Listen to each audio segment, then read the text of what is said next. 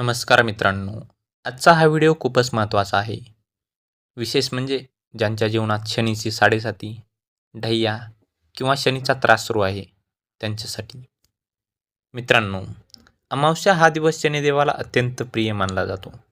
आपल्या शास्त्रानुसार अमावस्येच्या दिवशी मनापासून आणि श्रद्धेने काही खास उपाय केल्यास शनीचा कोप हळूहळू कमी होतो आणि साडेसातीचा त्रासही दूर होऊ लागतो.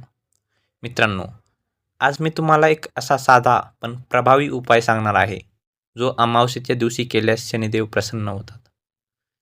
मित्रांनो, अमावस्येच्या दिवशी सकाळी लवकर उठा. शक्य असल्यास ब्रह्ममुहूर्तात अंघोळ करा. अंघोळीनंतर स्वच्छ काळ्या किंवा गडद निळ्या रंगाचे कपडे परिधान करा. यानंतर घरातल्या देवघरात किंवा एखाद्या शांत ठिकाणी बसा. आता एक तांब्याचा किंवा मातीचा दिवा घ्या. त्या दिव्यात मोहरीचे तेल घाला. तेल घालताना मन शांत ठेवा. दिव्यात एक कापसाची वाट ठेवा. मित्रांनो, हा दिवा पेटवण्याआधी एक गोष्ट खूप महत्त्वाची आहे. त्या दिव्यासमोर बसून डोळे बंद करा आणि मनातल्या मनात शनिदेवांना स्मरा आणि मनात हे सांगा, हे शनिदेवा, माझ्याकडून जाणून अजाणून झालेल्या चुका क्षमा माफ कर, माझ्यावर कृपा कर आणि माझ्या जीवनातील अडथळे दूर कर. मित्रांनो, यानंतर हा दिवा तुम्हाला पेटवायचा आहे. हा दिवा घराबाहेर, अंगणात, बाल्कनीत किंवा घराच्या प्रवेशद्वाराजवळ ठेवायचा आहे. पण लक्षात ठेवा, हा दिवा घराच्या आत देवघरात ठेवायचा नाही.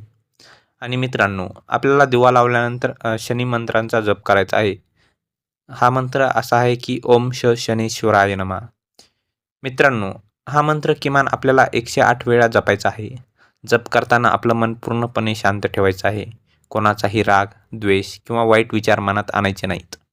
मित्रांनो, हा मंत्र झाल्यानंतर एक छोटा पण प्रभावी दानाचा उपाय करा. अमावस्येच्या दिवशी काळ्या वस्तूचे दान खूप फलदायी मानले जाते.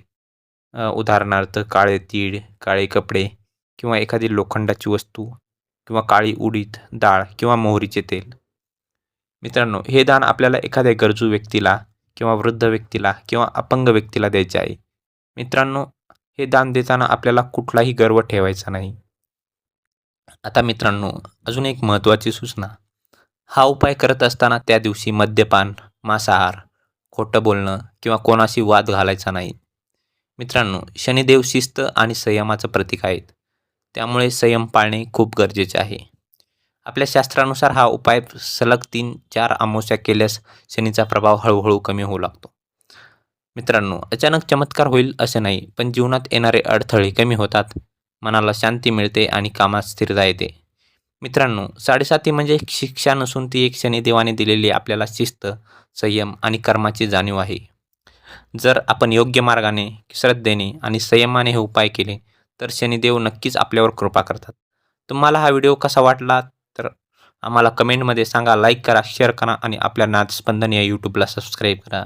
मित्रांनो, तुमच्या मनात काही प्रश्न असतील तर कमेंटमध्ये नक्की विचारा आणि हां, शनिदेव आपल्यावर कृपा करो. धन्यवाद.